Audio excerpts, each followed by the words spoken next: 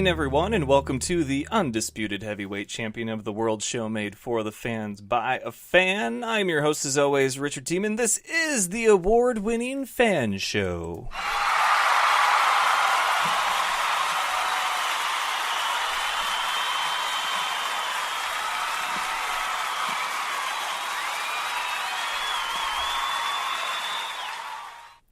That's right, everyone's a fan of something. We've got something for every fan, including the night owls out there. It is kind of a fan show after dark. Ooh, and it's a late one. As I mentioned, it's one of those weeks, complications, and we deal with it as such because that's what we do here on the Fan Show. No, at my day job, a coworker had a death in the family. And we're covering his shifts while he deals with that life event. It's not something you wish on anybody, really, at all. And so thoughts and prayers with him as he gets through this. And we had our own little scare in the family today. One of our fur kids, our kitty, she hadn't been feeling too well, so we had to take her to the vet. So it's been a day. It's been a day. And the best way to get over a day is to have a great night. And that's what brings us here to the Fan Show After Dark. So, I welcome you all. It is Thursday, so that means there's going to be a lot of preview the big weekend, and it is a big weekend, especially in the IFL. We're going to see some teams finally take the field that have not yet, including the reigning, defending, undisputed champion Iowa Barnstormers. And the brand new expansion team that revealed their uniforms yesterday, the Tucson Sugar Skulls, which we'll talk all about. Got a conversation with Marquez Gollman coming up, which you will not want to miss. It was a great conversation. Solid guy. He was robbed. IFL released their players of the week, and out of 3, we agree on 1.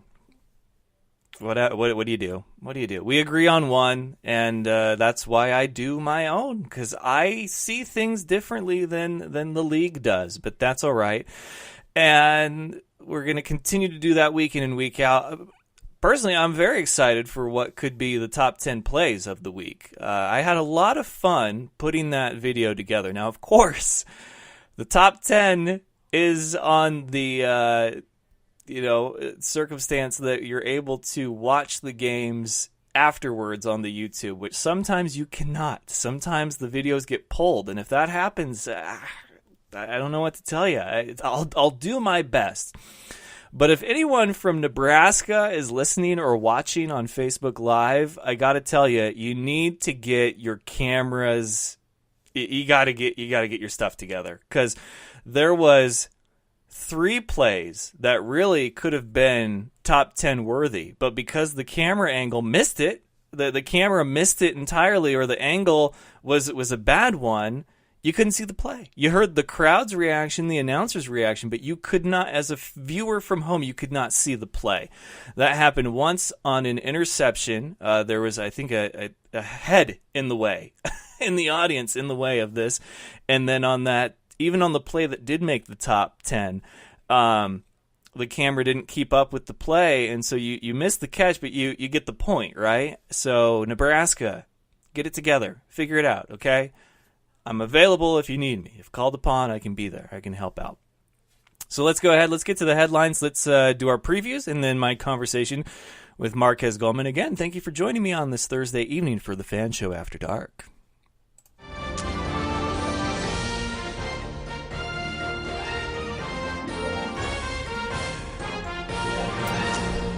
And the headlines are that we will have IFL week number 2.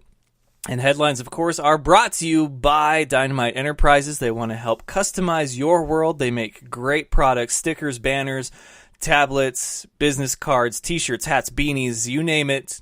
They can put your logo or artwork on it. So if you would like to have something customized for either marketing, promotional, or personal uses, Dynamite Enterprises is where to go. Seriously, they can do anything. They can do everything. Hit up Ethan. You can email him directly, ethan@dynamiteenterprises.com, or you can just check out their website, see all the products that they have featured, and if there's something that you would like to be done that they have not done yet, I bet they would be up to the challenge. So visit dynamiteenterprises.com and see what they can do to customize your world. So IFL Week 2 is going to be a great one. But first, pop culture news. The Masked Singer had its finale last night, and that was a lot of fun. If you haven't watched it, this would be the time to hit the mute button because there's going to be a spoiler. You've had 24 hours to watch the Masked Singer finale. If you haven't been keeping up, then it's not going to be spoiling anything. I figured who the bee was.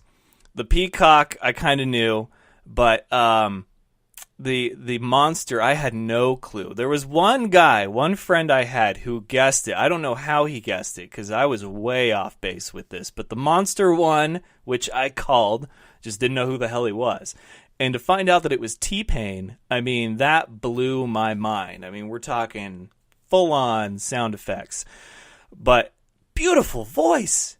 Amazing voice. T-Pain. You don't need to be doing Lonely Island videos anymore with auto-tune, man. You just need to be all natural, from the soul. Brought a tear to my eye. That was beautiful singing done. T-Pain, I want the album. Now, drop it tomorrow. Do it, please. Donny Osmond was the peacock. He got second. And the bee was... I completely just had a mind blank on who the bee was. It'll come back to me. But... Anyway, it was a good run. It was a good season, good first season of The Masked Singer. So I look forward to the next one. I think it was fun. But anyway, hello Adam. I see you in the chat, and those of you watching. The Masked Singer happened, which is kind of pop culture and music news. Hopefully, we get a T-Pain album very, very soon. He sang very, very well. The Combine is going. It's doing its thing. And then we've got AAF Week 4 action coming up, which I will discuss and make my predictions for that. But in other news, let's see. Was there anything noteworthy that happened today? Let's see. BattleBots tickets are on sale. Okay, so go and buy them if you're in the Long Beach area. Again, can't emphasize this enough. If you've ever thought about seeing fighting robots live, you need to do it. Make it a bucket list thing and just do it because it's awesome. Let's see here. Jason Witten's out of retirement. Jason Witten hanging up the headphones and the headset to come back and play for the Cowboys, I guess. His time, perfect timing to announce this on February 28th because his time as a sportscaster lasted shorter than the month of February. That's, it wasn't a good run. It wasn't. Tony Romo can do it. Jason Witten cannot. But former Cowboys safety and current ESPN analyst Darren Woodson on the return of Jason Witten with the 1-year, $3.5 million deal. 3.5? I'm coming back too, end quote. So we might be seeing a lot more people hang him up to come back. Tony, don't do it. You are too precious a commodity at the broadcast table in the booth, okay? Tony Romo, you stay put. You already made it to the Super Bowl, okay? You not as a Cowboy, but you need to stay put in that broadcast booth because I think he's one of the best sportscasters around, and he had like zero experience going into it. So yes, Jason Witten is returning. Let's see. Patriots owner Robert Kraft pleaded not guilty to the solicitation charges. This is going to be the NFL's offseason circus, is this Robert Kraft thing. That's every year we have something different, right? The Brady Deflategate thing. It always seems to be a Patriot game, pun intended, but Robert Kraft will be the NFL offseason circus. I'm calling it right now. That's it's just I think Le'Veon Bell was last year's, wasn't it? Kind of. I mean, in a way. But let's see. There are those in the Cowboys organization who have long considered Jason Witten an NFL head coaching candidate. Returning to football now helps serve as the bridge to Witten's coaching career. Might be a play by Witten to do that, to help with that. So I encourage it, whatever keeps him out of the broadcast booth and off of Monday Night Football. But 49ers added Wes Welker and Miles Austin to their coaching staff. Wes Welker obviously working with the receivers, and I believe Austin's working with the receivers to a capacity as well. So they have announced their official coaching staff, and those two are the newest members. Let's see. After debating it during the regular season, Jason Witten ended his retirement. Kyler Murray, a lot of talk about him if you're following the combine right now. He measures 5'10" and 207 pounds. I don't know what that means for a quarterback. I really don't. Let's see here. Richard Sherman trying to recruit Earl Thomas to the 49ers. I don't want San Francisco to become the Seattle retirement home, but if he can still play, I welcome it. I do. I can let bygones be bygones. But if he can't, then get the hell out. Like, retire already. I do think Seattle did him dirty. Let's see here. Adam says, Phillies paid a crap ton of money for Bryce Harper. Not sure why he'd want to go to a team that has no chance to win a World Series. That's why I love Adam. That's why I love the fans that tune into the Facebook Live. I think it's hilarious. Oh, hey, Marte. Marte joined. He's going to be a Wenatchee Valley Skyhawk. Congrats, man. I hope to be at one of the games. In other news, the IFL, Week 2, let's talk about it, all right? We've got a great matchup tomorrow night. I mentioned this to Marquez, and you will hear that when we kick it over to Spreaker, that it'll probably be the game of the week. The Nebraska Danger visiting the Green Bay Blizzard. Tommy Armstrong being the Fan Show Outstanding Offensive Player of the Week, the IFL's Player of the Week on offense. 5 touchdowns, 4 passing, 1 rushing, 0 interception. His line is legit. They allowed no sacks, and they helped their running back put up 94 rushing yards, and, of course, Tommy to have himself a day through the air and on the ground. So that will be tough task for the Green Bay D-line. However, Marquez, outstanding defensive player of the week, according to the Fan Show, not acknowledged by the league, but he's hungry, man. He's going to be gunning for Tommy, and I cannot wait. That is the matchup to watch tomorrow night, is the Nebraska Danger offense against the Green Bay Blizzard defense. That could dictate the win and the loss tomorrow night. So that is tomorrow night. That is at 5:05 Pacific, 8:05 Eastern, 7:05 Central Time. No IFL football on Saturday. None. Okay, so you can enjoy all the AAF matchups, which we'll talk about. But you do get Sunday, the debut of the 2019 Iowa Barnstormers, who are on the road against Quad City. This will also probably be a very, very good game. I think Quad City riding a lot of momentum. Even though they played an expansion team, their crowd is one of the best in the IFL. No joke. Their crowd brings it. It's going to be tough for Iowa, and I like that. I like that the champs already have a challenge their first go, and so I think that when it comes to great matchups, Friday, the Danger and the Blizzard is going to be one of the best matchups of the weekend, if not the matchup of the weekend. And then Iowa Quad City is going to be right up there too. I think both of those games are going to have a lot of top 10 worthy moments, which reminds me, if you see a moment, a play that you think is top 10 worthy, hit me up, okay? Tweet, post to Facebook, but use the hashtag FanShowTop10. That way I know what to look for, and we'll see if it makes the cut, which hopefully it does. But there's going to be, I feel like the competition's kicked up a notch because of that. So, Cedar Rapids, the River Kings will travel for the first time this season to take on Arizona at their home opener. That'll probably be a good game. Arizona coming off a great win against Green Bay. They have yet to announce who will be the starter between Verlin Reed and Jeff Ziemba. I reached out to their media today to ask if they knew who so that I could announce on the show. They do not. They're hoping that shakes out probably tomorrow, I guess, would be, unless they're going to wait till Saturday. But there is quarterback controversy in Arizona already. And maybe it's not even controversy. They have 2 great quarterbacks, but you can only start one. You can only play one at a time. So when you have 2 quarterbacks, you don't have a quarterback. You have a decision that you have to make. And then finally, we will have the Tucson Sugar Skulls take first action of their respected franchise against the San Diego Strike Force, who would really like to get one in the win column. This will be the homecoming for the San Diego Strike Force, their first home game in franchise history. So Sunday, kickoff for Iowa Quad City will be at 5:05 Eastern, 3:05 Central, and that is 2:05 Central Time. Or, I'm sorry, 1:05 Central, 4:05 Eastern.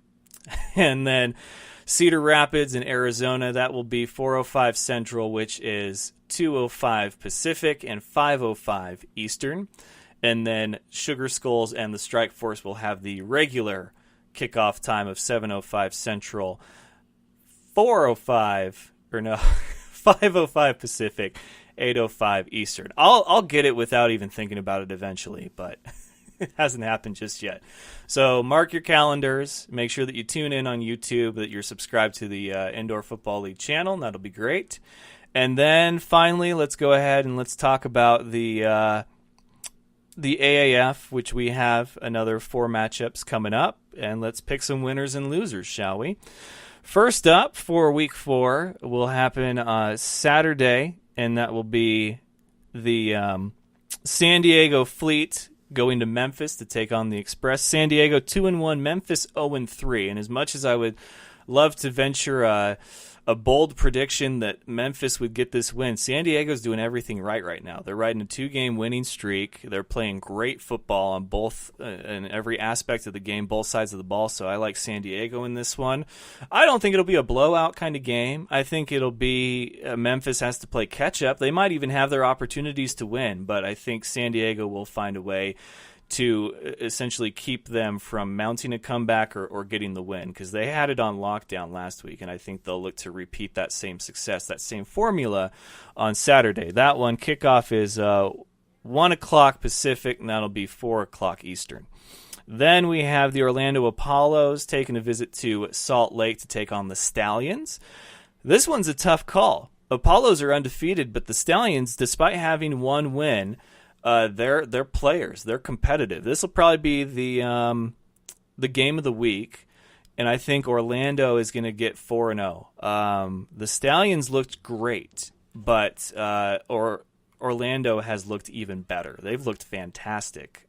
So Orlando keeps it rolling even on the road. It hasn't mattered if they've been home or away. They continue to do enough and then some to get the victory. So Orlando on that one. Then Sunday, that one is at 5 Pacific, 8 Eastern.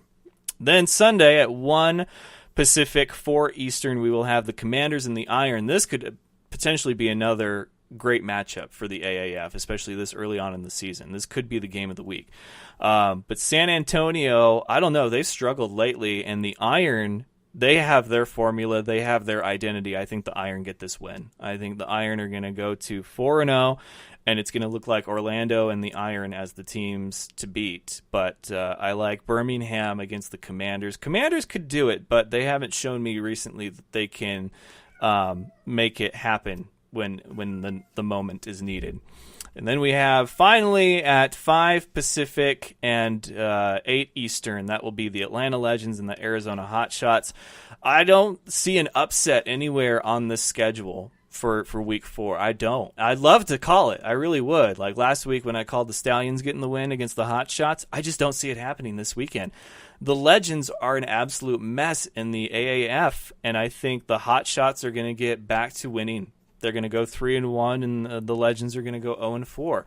This would be the game, though, that if there was a team that has not won yet to get a win, would be this one. So I like the Hotshots still, though. And that's crazy to think that Memphis has been so close to winning a few times that I wouldn't pick them to upset the Fleet. I think, though, that Atlanta could possibly take it to the Hotshots, but I'm still going to pick Arizona in this one.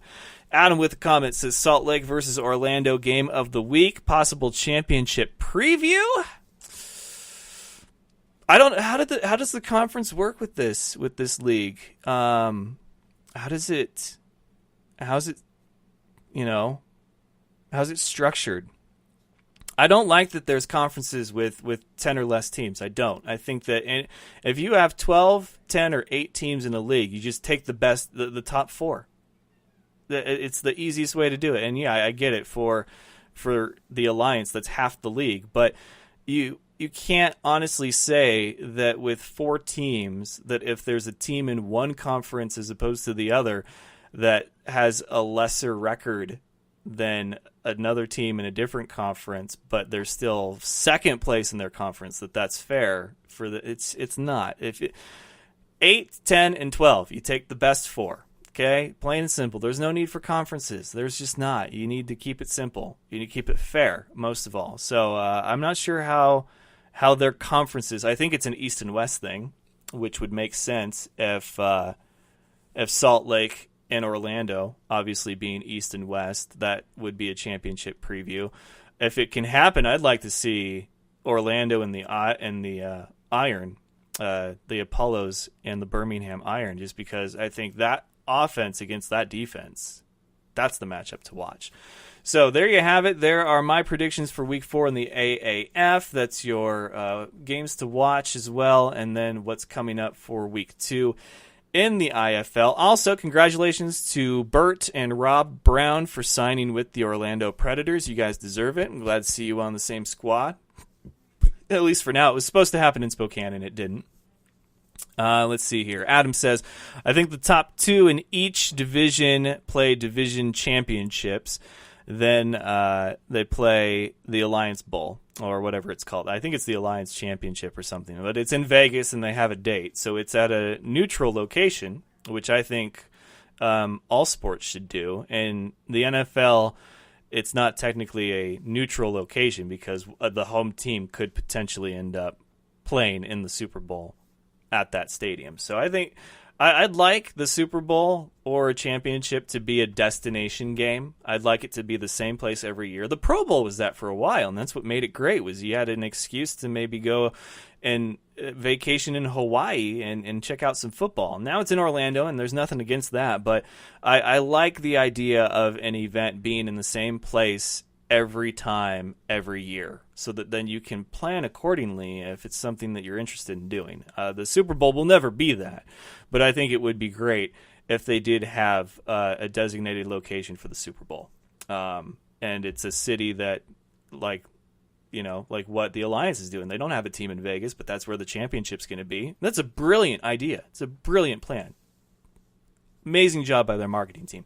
All right, you guys wanted to hear it. Let's do it. Marquez Gollman of the Green Bay Blizzard. Don't forget to follow us on social media right here on Facebook, obviously, facebook.com/fanshowofficial. And then follow us on Twitter @fanshowofficial. Instagram is the Fan Show, hashtag Fanshow Top 10 if you see a Top 10 play this weekend in the IFL, and we'll see if it makes the cut. And then if you can't listen live or if you can't watch live, make sure that you subscribe. iTunes, SoundCloud, Spotify, iHeartRadio, and, of course, Spreaker.com. So here we go. Marquez Gollman of the Green Bay Blizzard.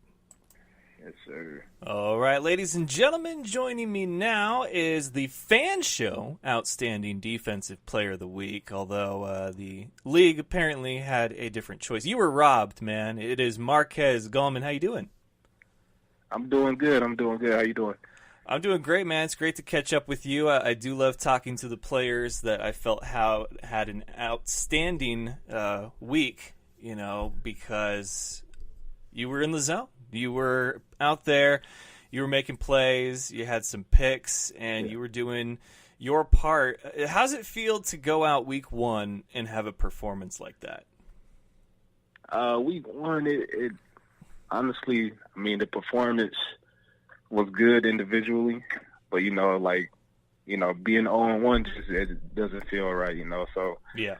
It's just like I could have did more. I could have did this. I could have made this tackle or something. Just something in the back of my head that messes it all up. For the individual part. As far as the team loss. So I appreciate you giving me the outstanding, defensive player award. I know the league. Everybody said I've been robbed, but they usually say the loser don't always get rewarded. So I understand their part in what they did and that. So. Well, hey, I know that you guys don't like consolation prizes, but I do feel like it deserves to be acknowledged when I see an outstanding performance, which you had. And I'm a huge fan of Right. defense. I love interceptions. Pick sixes are my favorite kind of football candy. And so, Yeah. for you to stand out in my mind, and you're doing it with a great organization, the Green Bay Blizzard. I just wanted to acknowledge that in whatever way, shape, or Yeah. form I can, within my power, and that's why I've included the top 10 now, which I'm excited to see what we get for this week. And you had honorable mention for the top 10, that one of the interceptions you had where you had to just pretty much extend your whole body above the rest to just snag that thing out of the arena. Yeah. But man, good work, week one. So now hopefully it all comes together. This week you guys have,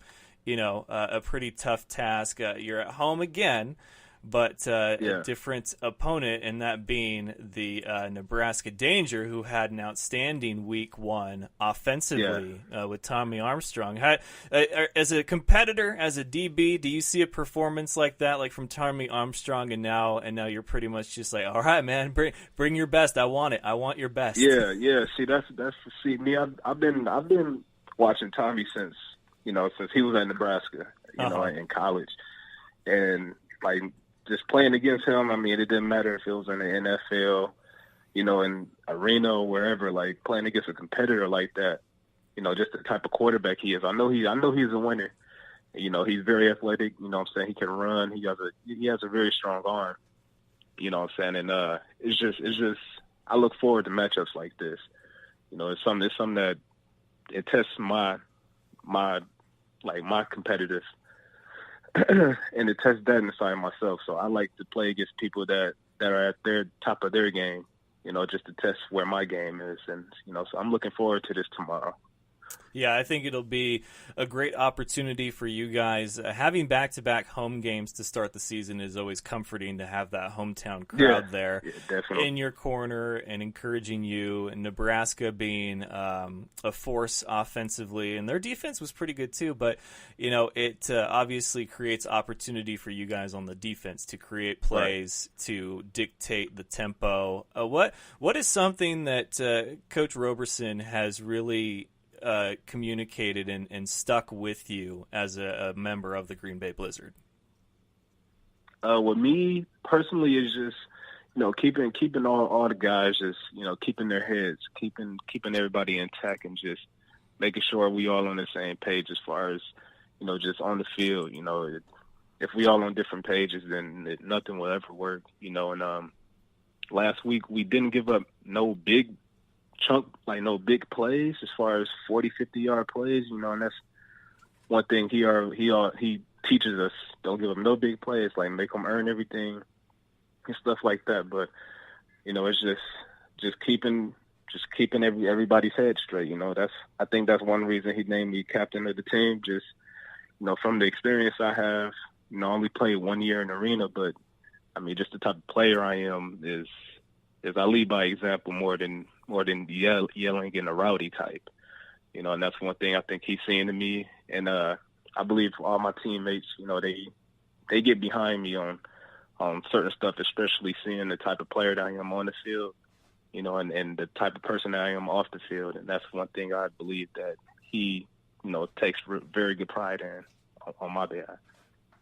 Yeah, and the times I've talked to him, clearly a guy who, there's that term, he's a player's coach, and I believe that with Coach Roberson. I think he wants what's best for you guys as far as your development and your continued progress to get opportunities that may get you to that next level. And there's a few avenues out there now. There's the AAF, there's the XFL coming up. Yeah. Other than the obvious, being a championship and maybe even Defensive Player of the Year, is there any personal goals you have for yourself that maybe brought you to Green Bay or that are just different from last year, like where you're at in your career? Yeah, I mean, Green Bay is just, and it was an organization that just, it stuck out to me. Mm-hmm.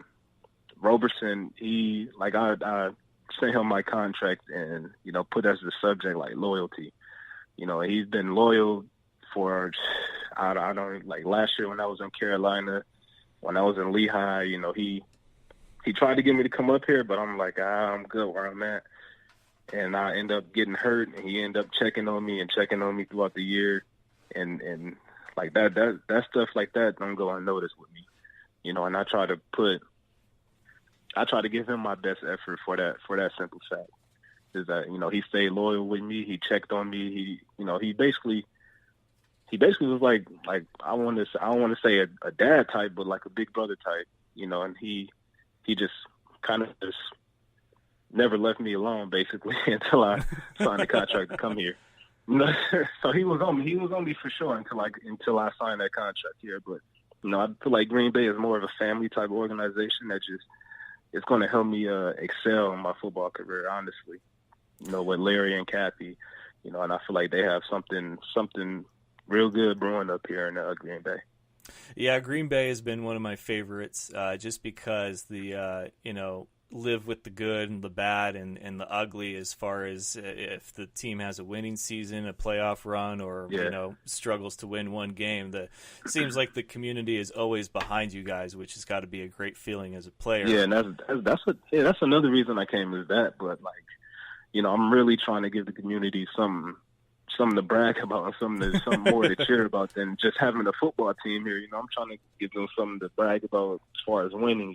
Like the last season they won is like 2011, 2012, and I'm like, that's like I can't I can't be I don't want to be on a team like that as far as losing just consistently every year. I want to give the community something to look forward to.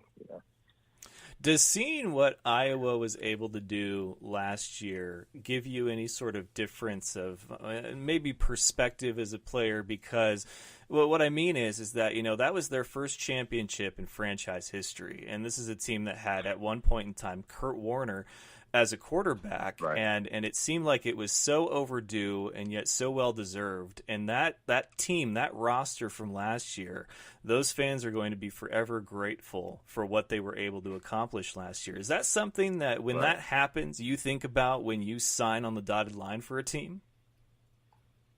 I mean, it gives you hope. I think Iowa, they just trusted the process, and that's all it's about is trusting the process. Like this, Roberson, he built the team, but we only been together for 3 weeks, and we're not just going to just click all at once just overnight, and that's just the thing I think Iowa did last year is they just trusted the process, and when the time came, they all performed together when it was meant to be, and I think that's just one thing with us right now. Like we spend a lot of time together.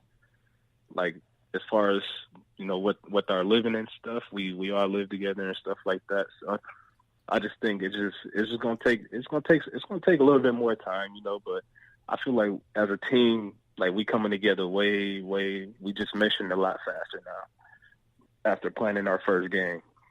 We all know what each other's weaknesses are, each other's strengths are, and that's one thing that I think that's going to excel us because now we know how to play with each other. You've been a difference maker everywhere that I've seen you play, and that's that's something, man. It really is. What do you feel as a difference maker needs to happen in order for the Blizzard to get their win this weekend, tomorrow night? Me, just like who was I think it was the indoor football page on Instagram. And they asked if there was any disagreements, and me, I just put like the little emoji with the zipper mouth. I gotta do more. I gotta leave no doubt. And that's one thing me personally is to leave no doubt. Like I gotta do more this week. I don't know if I gotta have 4 picks, 15 tackles or something like that. But me personally, I want to make every play. And that's one thing that can hurt me and it can help me at the same time. So. I mean, with me, I just want to get our defense all together just on one page this week.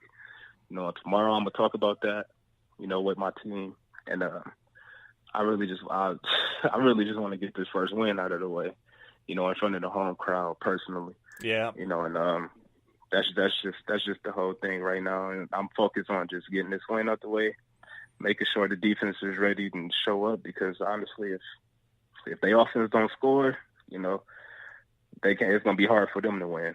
You know, and that's one thing I'm really focused on right now. And I'm really looking forward to this game tomorrow. I tell you what, you get a pick six, man. That's going to be very tough. Yeah, it's gonna be belt worthy. Oh, dude! Like, there's so many belt-worthy moments already. When I come and see you guys live this season, I'm going to be watching. Don't you worry. But one last question I had for you was, what's it like sharing the field with a guy like B.J. Hill? Oh man, B.J. The thing is, the people that don't know B.J., they probably think he is, what can I say, like how most people in the Hall of Fame were just good football players are, and just arrogant and, you know, and just selfish and stuff like that. And honestly, like me, I thought that as well. I'm like, all right, he probably think he the ish and everything. But BJ is probably one of the most humble. He's one of the most humble guys I've ever met. Like, as far as his athletic ability and stuff like that, and being in the Hall of Fame, like, man, he's helped every player on this team so much, as far as, you know, just being open to everybody, you know, and coming to him no matter what. Like, he's about to start helping me out with training and, you know, just with my 40s and stuff. And, you know, I talked to him about the workouts he had with Miami and Green Bay and the Packers and stuff like that, you know. And he, honestly, like, I think every team should have a guy like B.J. Hill on their team. And if they don't, then I think that the team they're losing on that part. You know, I honestly, I love the guy personally, but, you know, he's one of the most selfless guys that I ever met in my career. Yeah, he's a great guy all around. It's always a blast to chat with him, and I think you guys got a great squad up there in Green Bay. So I wish you guys nothing but the best this season. Certainly hope not only it's a winning season, but one that you guys can look back on and be really proud of. So I think for you, though, at least in the eyes of the fan show, you've started off on the right foot. That is. I'm trying to keep it there. Hey! If you can go back to back, you know, I mean, that's they can't ignore you forever at the league level, but right. At least you got me here for whatever it's worth. But hey, man, good luck tomorrow night. It's going to be I think probably the game of the week if I had to pick one. And I know a lot of people are going to be watching that Iowa Quad City game just because the champs are finally back in action, and then the River Kings and the Rattlers, and then Tucson finally gets its first action. But as far as if you want good, solid indoor football, that matchup between the Tommy Armstrong offense and the Marquez Gollman Blizzard defense, that's the matchup to watch this weekend for sure. Yeah, we definitely we're gonna try to come out on fire. You know, we gotta just finish the whole game. We gotta play a full game tomorrow. All right, well, play Tommy, a full game and we'll win. Tommy has not thrown an interception yet this season. Just putting it out there. I'm just gonna laugh at it. I'm just gonna laugh. All right, man. Well, hey, you take care of yourself. You feel better, and we'll talk to you again real soon. But good luck tomorrow night. All right, my man? I appreciate it. Absolutely. Take care. Yes, sir. You too. And once again, thank you, Marquez Gollman. The Fan Show's outstanding Defensive Player of the Week for Week 1. Will it be one of many? Probably. I'm just going to say that right now. The dude has phenomenal talent and obviously great character as well, which a lot of these guys are. They're incredible athletes and they're great characters as well, which we love getting to know them right here on the Fan Show, which will have all new episodes next week. Same Fan Show time, hopefully same Fan Show time and same Fan Show place, of course, and Tuesday, Wednesday, and Thursday. And I know that I told you guys we were going to be switching to the Fan Show's Facebook page for the live, but because this was a sort of special occasion, the Fan Show After Dark, I decided to do it from the personal page. So thank you all for watching, listening, chatting, interacting, and give us a like, a follow, a listen, laugh, share, love, all that good stuff. And of course, anything that you see that happens that you feel is Fan Show worthy, then hit us up, tweet us, Facebook message us, Instagram us, whatever you want to do. But it's not official unless it's Fan Show official. And until next time, ladies and gentlemen, best of luck to you and yours. Go Niners, and it's all fun and games until you butt fumble. Good night, folks. Do you remember the time that Mark Sanchez ran into his player's butt? Sports. Thank you for having me on the show, man. I love the Fan Show.